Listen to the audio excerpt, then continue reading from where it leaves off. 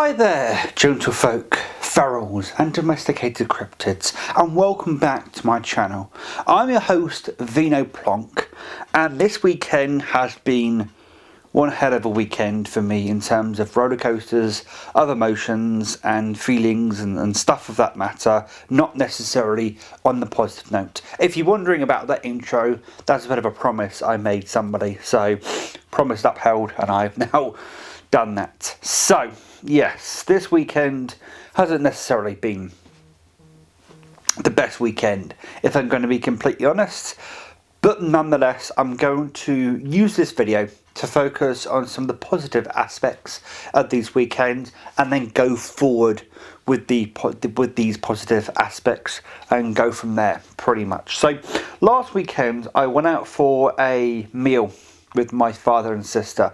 While I was out for that meal, I happened to bid on one of the items that's in the stack beside me. I assume at this point you've seen the title of this video and understand it's a DVD and Blu-ray update of sorts. And there are some CDs in there as well. And some books, actually, I've just realised. But, you know, I'll probably title it DVD/Blu-ray updates and then just include those as a bonus for any book/CD fans out there. So yeah, I was out for this meal, bid on one of the items, and then when I got home from the meal, I saw a listing on eBay for a bunch of stuff for a price that I could not ignore. So I snapped up pretty quickly. Also, early in the week, I won another auction on another item in this set, and of course we'll go through that. All of these sets and various things I got for a very good price. Could I afford it? That's to be decided. Anyway, so first and foremost, we'll start from the top of the stack and just work our way down. Yeah, so I'm not going to necessarily go through the packaging of every single item in this little update. However, there will be in-depth videos on their way. So the first three CDs that are on the top is the Holy Grail soundtrack. There we go, the Monty Python and the Holy Grail soundtrack. Really nice slip cover there, and all the track listing on the back. Don't know if you can see that, the sides, and there we go. We now also have the soundtrack to The Life of Brian. One thing I find interesting though is it doesn't have, oh it does have Look on the Bright Side of Life. I was literally staring at the track listing the other day and couldn't find The Bright Side of Life, but I've just found it. So there you go, so it does have on it. But the soundtrack to the Monty Python film Life of Brian, and then we've got another Monty Python record. I really like this, that they've in the background it says Beethoven Symphony No. 2 in D major, the blah blah blah, the National something Orchestra, Philharmonic Orchestra, and it's all scrubbed out, and he's got the Monty Python stuff on there. And then the track listing at the back, again it looks like they've just slapped their stuff over the top of a Beethoven album. So yeah, you'll notice a theme throughout some of these sets and things. So next up we have Terry Gilliam's Jabberwocky. So the Jabberwocky is actually a known urban legend, myth, whatever you call it, and in 1988, I could be wrong on that. I'm actually looking, I swear I saw the other day, this says 1977, maybe it's 1977. Anyway, so this is a film by Terry Gilliam, and it's the Jabberwocky. I do believe this is one of Terry Gilliam's first films outside of any of the Monty Python films that, of course, the Monty Python crew all did. But it stars Michael Palin, and of course is, I say of course, but it's a comedy based upon the legend of the Jabberwocky. So I'm actually really looking forward to checking this out, because of course Terry Gilliam went on to become such a prestigious and world-class director. He did 12 Monkeys among other films, so Really interested to see his earlier stuff. And then we have a single DVD edition of the new digitally remastered Life of Brian on DVD. So there we go. I actually have this on VHS, but now I also have it on DVD. So there we go. Next up, we have some more stuff. We've got a News of the World free film, and it's Clockwise, starring John Cleese. So Connie Booth and John Cleese wrote Fawlty Towers, but they also went on to write this film called Clockwise together. So Connie Booth and John Cleese were together at one point. They split up, but it seems they still kept somewhat of a professional relationship going for quite some time. Hence this. Basically, John Cleese stars as a head teacher that goes on a field trip or something that just goes very wrong in typical John Cleese fashion. I've heard it's a bit of a delight in terms of physical comedy that John Cleese can do, and I'm looking forward to checking that out because, hey, recently, as you'll begin to find out, I've been getting into John Cleese quite a bit.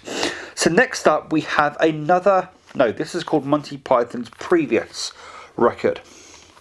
Another CD of Monty Python. Monty Python's previous record. So there we go. Next up, we have another album, and it's Monty Python Sings. So there we go. By the way, you can tell these are early discs because of the actual CDs themselves. This silver with black text on it is an very early CD. That's what CDs used to look like before they started getting a handle on the format and knowing how to produce nice looking discs. Talking of Fawlty Towers, next up we have the complete collection of Fawlty Towers. Yes, the Connie Booth, John Cleese written show sitcom that was done during the 70s, and this is such a beloved show in so many ways, to the point where it was only 12 episodes long. There was 2 seasons, 6 episodes apiece, and people think there's more episodes of this. One of those Mandela effects kind of things, or it's more of a case of it was so beloved that people think there's more episodes than there were. Much like Scrappy-Doo is such maligned and hated, people thought Scrappy-Doo was in more episodes of the original Scooby-Doo cartoon than he was. He was in 3 episodes. Barely in one of them, but he's actually only in 3 episodes out of the 20 odd episodes that they did for that show. So, it's kind of interesting that something that's beloved, people think there's more episodes of something, and people with something that's hated as much as Scrappy-Doo, people think he's in more episodes than he actually is, because he was very annoying to a lot of people. I don't mind Scrappy-Doo personally, but that's for a different video. But yes, Fawlty Towers. I have been using the last 2 weeks to watch clips of Fawlty Towers, and by God, is it funny. I'm now beginning to understand why this is such a beloved show and why so many people love it so much. It really is a special bit of TV entertainment, starring John Cleese, Connie Booth, Andrew Sachs, and I've forgotten who plays Sybil Fawlty. Prunella Scales. There we go. So there we go. Brilliant stuff. So next up we have, whoops, as it slips out, slip cover. We have the Monty Python movies in this rather nice set. So this contains the Monty Python movies, and now for something completely different, which is basically just a montage of things from the Flying Circus. We also have Monty Python and the Holy Grail, Life of Brian and the Meaning of Life. This also contains a best of CD, DVD rather, disc shall we say, that is apparently some hand-picked episodes from Monty Python's Flying Circus from the Monty Python team themselves. So, if I'm not mistaken, it seems at very least that particular disc the Monty Python crew had a hand in some way, shape or form. But yeah, it actually says here, with the great new extras of Monty Python's personal best DVD sampler. And apparently even the disc itself says it's handpicked by the Python crew themselves. Whether that's actually true or not, I don't know, but it's an interesting notion nonetheless. nonetheless. Next up, we have a book, The Complete Fawlty Towers in book form. So what this is the scripts, shall I say, of all the episodes of Fawlty Towers. Now, it actually says on the back, these are, how can I put this, less refined scripts. So you'll find some stuff in this book that doesn't make it into the final show, and just there's some bits of trivia and there's some pictures in the middle. Yeah, and it's the scripts for the episodes of Fawlty Towers. Of course, this is pre-production scripts, because as I said, some of it doesn't make it into the show. So it's an interesting look at pre-production stuff of Fawlty Towers, if that's your thing. So I'm just going to leave these two to one side, because we're going to continue on with the theme of the majority of this collection.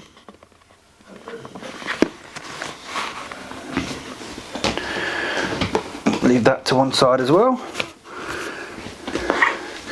Next up, we have the very best of Monty Python in book form. Now, I was flicking through this book the other day, and this is a wonderful book of, I'm not really sure how to introduce this book. It goes through the Monty Python movies, goes through the Flying Circus, which was the TV show, even goes into Spamalot, which was Eric Idle's follow-up to the Holy Grail, sort of set in that same universe. It even goes into how the Python wrote particular sketches, how they went about. There's even News for Parrots, which, if you understand, the parrot sketch is one of Monty Python's biggest sketches.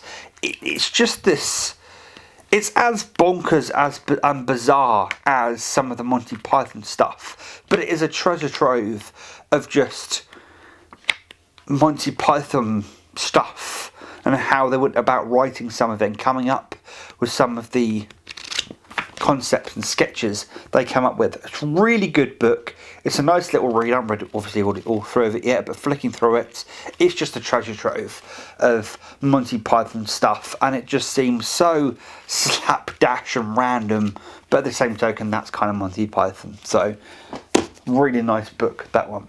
And last in the themed, and probably already guessed the theme, orders that we have Monty Python and the Flying Circus Complete Collection. So this is all 4 series of Monty Python and the Flying Circus, which was what put Monty Python on the map.